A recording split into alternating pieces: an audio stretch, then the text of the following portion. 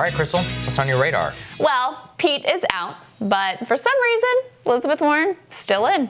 This in spite of yet another distant, disappointing finish for Elizabeth Warren. When she finished third in Iowa after having hoped to win it, it looked like a major letdown. Little did we know that the results to come would make her long for those third-place days. Next up was a humiliating fourth in her own backyard, beaten out by Amy and Pete, and of course Bernie. Then fourth in Nevada, and now fifth in South Carolina after having managed to grab only a paltry 7% of the vote. The verdict from voters is clear. Warren's turn away from economic populism and towards gender tokenism has been a complete disaster. As New York Times tracked late last week, all her intersectional signaling has won her plenty of grass tops support in minority communities, but next to no actual grassroots support. In South Carolina, she managed to win over just 4% of African-American voters. Great friend of Rising, who's going to be on the show today, Don Calloway, told the Times that Warren, quote, did a great job of galvanizing internet-savvy, well-known personalities, but unfortunately, it doesn't look like that support has translated into populations on the ground. Turns out if you're not winning the economic case or the electability case, or apparently in South Carolina, the Jim Clyburn case, you are not going to have much to stand on with any demographic group. With Super Tuesday just days away, Warren now faces the very real prospect of getting beaten in her own home state. The Real Clear Politics average in Massachusetts has Warren as a 4-point underdog to Bernie in Massachusetts, and Team Sanders is clearly playing there to win. He held a massive rally with some 13,000 attendees at Boston Common on Saturday. Hilariously, pundits are now outraged that he dare try to win there. An editorial called his attempt to prevail in Massachusetts shabby, and Howard Feynman accused him of trying to humiliate female rivals rather than focusing on bigger states. You guessed it. Bernie also has the audacity to campaign in Minnesota. Warren does not appear to be taking her diminished status very well. In her post-South Carolina speech, she went aggressively after her one-time friend and progressive ally, Bernie Sanders. Demands more than a senator who has good ideas, but whose 30-year track record shows he consistently calls for things that fail to get done and consistently opposing things that nevertheless he fails to stop. Such a weird argument. Honestly, on a purely strategic political level, I find the whole thing deeply confusing. What is Warren even doing at this point? She's not slated to win a single state. She's compromised her image to take millions into a super PAC that is almost certainly funded by cynical wine cave denizens who don't believe one bit in Elizabeth Warren, but do believe that by bolstering her, they can maybe, just maybe, keep Bernie from reaching that majority of delegates. The only impact of her continued presence in the race is to damage the chance of a progressive being able to actually win. So what is the plan here for Warren, the woman who supposedly always has a plan? Well, in an attempt to explain exactly that, her campaign posted a memo to Medium explaining their path forward and committing to stay in the race for the long haul, including with new investments in post-Super Tuesday states. Essentially, they're making a play not to win voters, but to win at the convention with some backroom deal or elite machinations. Her campaign manager, Roger Lau, writes in part, as the dust settles after March 3rd, the reality of this race will be clear. No candidate will likely have a path to the majority of delegates needed to claim an outright claim to the Democratic nomination. The convention in Milwaukee is the final play. All right, so I guess then here's the plan.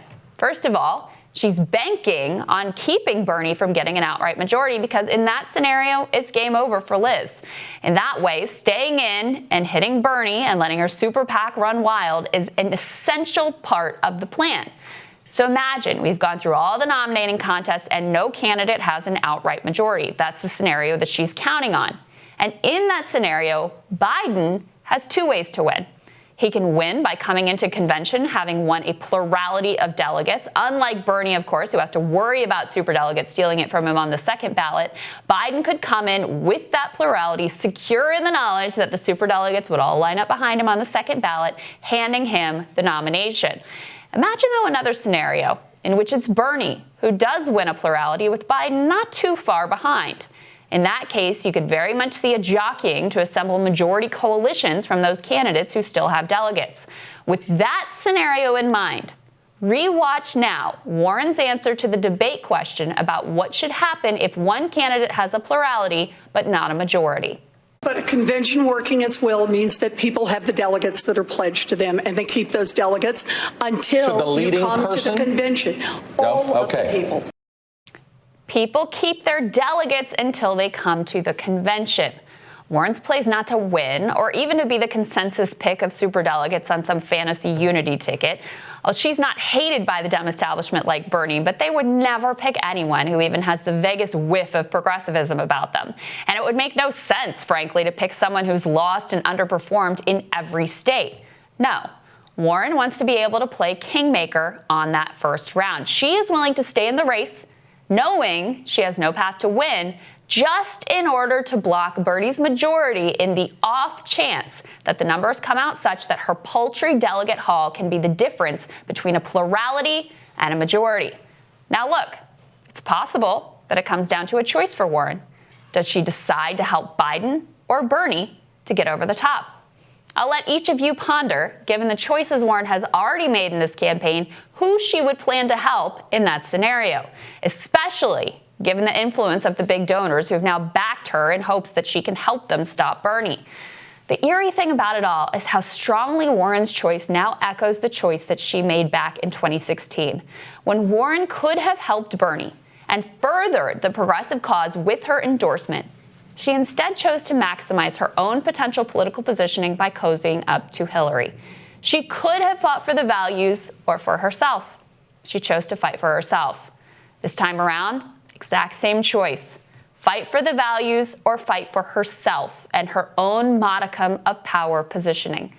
If it wasn't clear before, it is certainly clear now that when it comes to progressive policies versus progressing her own career, Warren will choose the cynical path every time. After all, she's just a player in the game. And so you can see how important this decision of Liz Warren is when you look at California. You ran down the different delegate scenarios that Steve Kornacki is a brilliant guy and he's great at doing this. All the different delegate scenarios that he laid out, and it really comes down to California because it has such a large haul of delegates. If Warren gets up over that 15%, then it takes a lot of delegates away from Bernie. If she were to get out of the race, many of her supporters say they would choose Bernie Sanders. Then he runs up the margin. You have one fewer candidate getting over that 15%. That in itself could be the difference between which direction this race trends. I think that's right. And I'm realizing now that what the Sanders campaign has really taken their eye off the ball by both, we talked about this earlier, about with Biden and not, they thought he was dead long before he actually was. They needed to continue prosecuting the case.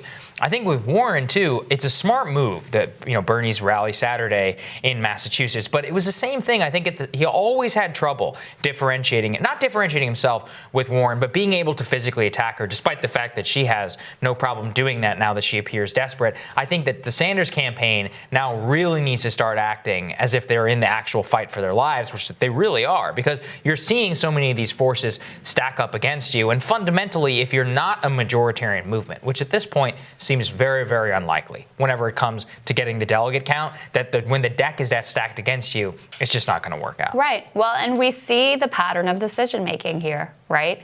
She's decided not to be an ally, right? And look, this is politics. I get that's how it works. People put their own interests first. But it really lands poorly when you're a candidate who presents themselves as an ideological candidate, as an idealistic candidate, as a candidate of the people who doesn't even want to be in politics. She's in it because of the fight. She's in it because of the values.